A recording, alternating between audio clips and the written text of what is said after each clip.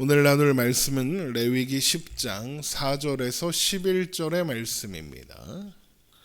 레위기 10장 4절에서 11절 말씀 우리 함께 보겠습니다. 레위기 10장 4절에서 11절의 말씀. 레위기 10장 4절에서 11절 우리 한 목소리로 읽겠습니다. 모세가 아론의 삼촌 우시엘의 아들 미사엘과 엘사반을 불러 그들에게 이르되 나와 너희 형제들을 성소 앞에서 진영 밖으로 메고 나가라 하매 그들이 나와 모세가 말한 대로 그들을 옷 입은 채 진영 밖으로 메어내니 모세가 아론과 그의 아들 엘르아살과 이다말에게 이르되 너희는 머리를 풀거나 옷을 찢지 말라. 그리하여 너희가 죽음을 면하고 여호와의 진노가 온 회중에게 미침을 면하게 하라. 오직 너희 형제 이스라엘 온 족속은 여호와께서 치신 불로 말미암아 슬퍼할 것이니라. 여호와의 관유가 너희에게 있은즉 너희는 회막문에 나가지 마라. 그리하면 죽음을 면하리라. 그들이 모세의 말대로 하니라. 여호와께서 아론에게 말씀하여 이르시되 너와 내 자손들이 회막에 들어갈 때에는 포도주나 독주를 마시지 말라. 그리하여 너희 죽음을 면하라. 이는 너희 대대로 지킬 영영한 규례라. 그리하여야 너희가 거룩하고 속된 것을 분별하며 부정하고 정한 것을 분별하고 또 나 여호와가 모세를 통하여 모든 규례를 이스라엘 자손에게 가르치리라. 아멘.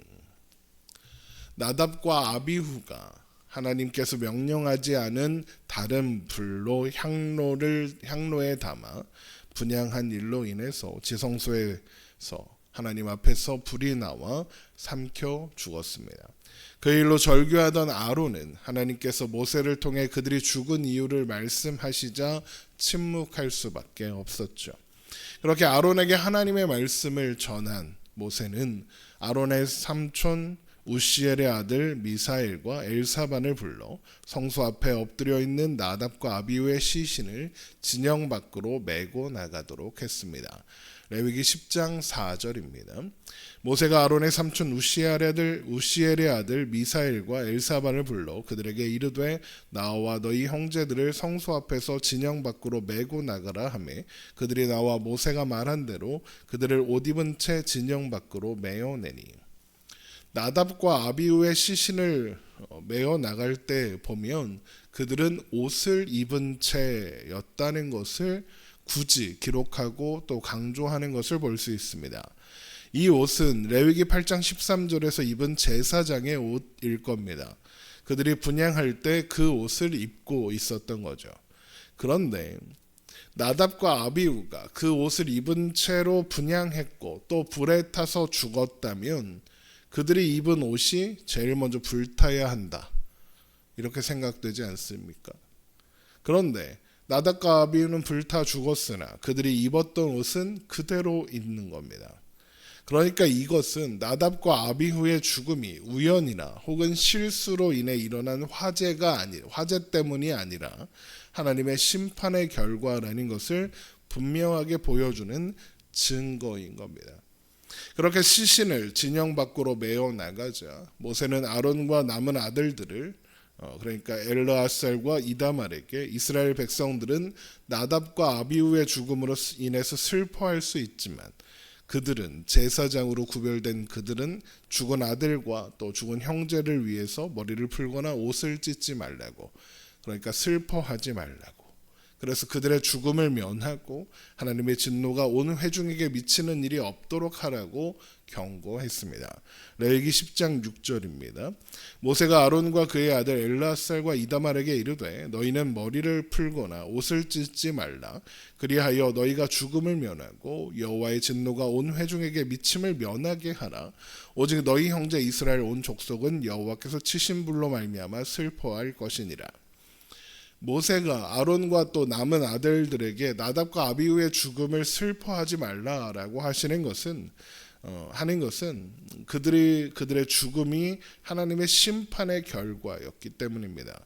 그래서 나답과 아비후의 죽음에 대한 아론과 그의 아들들이 머리를 풀고 또 옷을 찢으며 애도하는 모습은 이스라엘 백성들에게 어떻게 비춰질 수 있느냐? 하나님의 진노하심의 유감을 표현하는 행동, 하나님의 심판에 하나님의 진노와 하나님의 심판이 부당하고 문제가 있다고 원망하는 것으로 보일 수 있다는 겁니다. 그래서 또한 백성들이 슬퍼해야 할 내용도 나답과 아비후가 죽었기 때문이 아니라 하나님께서 치신 불이다라고 하는 겁니다. 이스라엘 온 족속은 10장 레위기 10장 6절의 맨 마지막을 보면 오직 너희 형제 이스라엘 온 족속은 여호와께서 치신 불로 말미암아 슬퍼할 것이다 라고 합니다. 그러니까 나답과 아비후가 죽어서 슬퍼해야 하는 것이 아니라 하나님께서 치신 불로 인한 슬픔이 이스라엘 백성에게 있어야 한다는 거죠.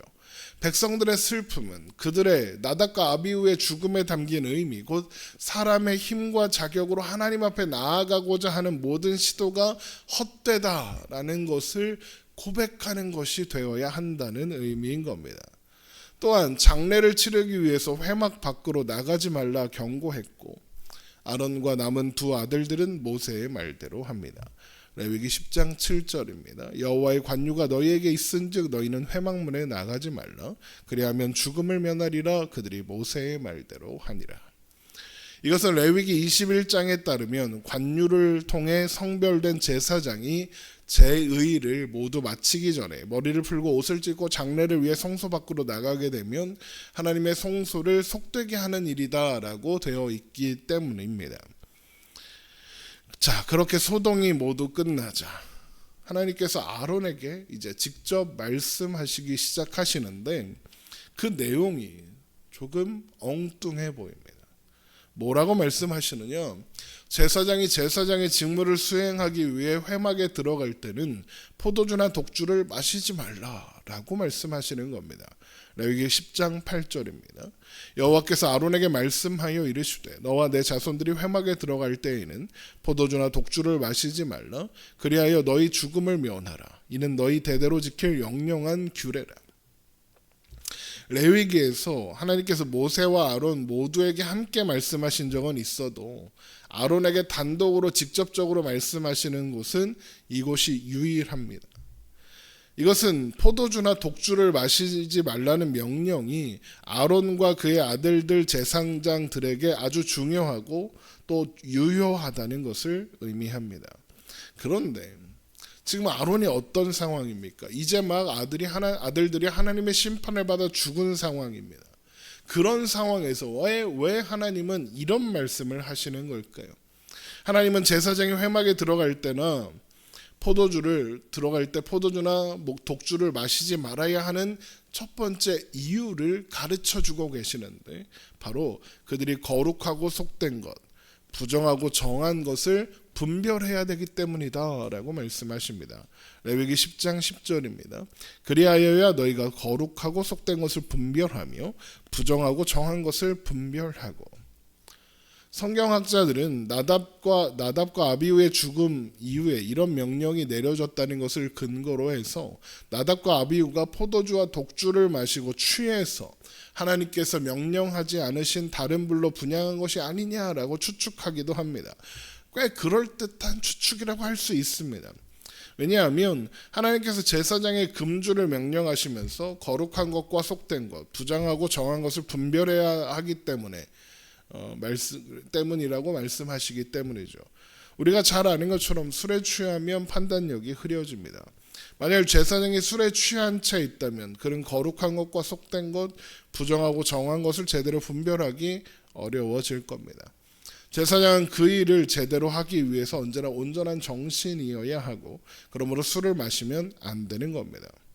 물론 그렇다고 해서 술을 마시고 분별력이 흩어져서 하나님께서 명령하신 것이 아닌 다른 불로 분향한 나답과 아비후의 죄가 가벼워지는 것은 아닙니다. 실수라고 할 수 없는 겁니다. 왜 술을 마시면 진심이 나온다 그러잖아요. 오히려 나답과 아비후의 진심에 가까운 겁니다. 그런데 제사장이 술을 마시지 말아야 하는 것, 성소에 들어가기 전에 술을 마시면 안 되는 이유로 두 번째 이유가 나오는데 하나님께서 모세를 통해 가르쳐 주신 모든 규례를 이스라엘 자손에게 가르쳐야 하기 때문입니다. 레위기 10장 11절입니다. 또 나 여호와가 나 모세를 통해 모든 규례를 이스라엘 자손에게 가르치리라. 제사장은 율법을 가르칠 뿐만 아니라 율법에 명시되지 않은 것에 대해서 율법의 기준에 준하여 판단해 주어야 했습니다. 술에 취한 채로 율법을 제대로 가르칠 수 있을 리가 없을 뿐더러 율법에 언급되지 않은 것을 율법을 기준으로 판단하는 것은 더욱 불가능할 겁니다. 그러므로 제사장들은 술을 금하고 온전한 정신을 유지해야 하는 거죠. 그러면 하나님께서 조금 전에 이제 아들들이 하나님의 심판을 받고 죽은 그 아론에게 이런 말씀을 하시는 이유가 뭐겠습니까? 앞에서 잠깐 언급한 것처럼 아들들이 술을 먹고 실수해서 술을 먹고 그 일을 저질렀기 때문일까요? 그럴 수도 있죠.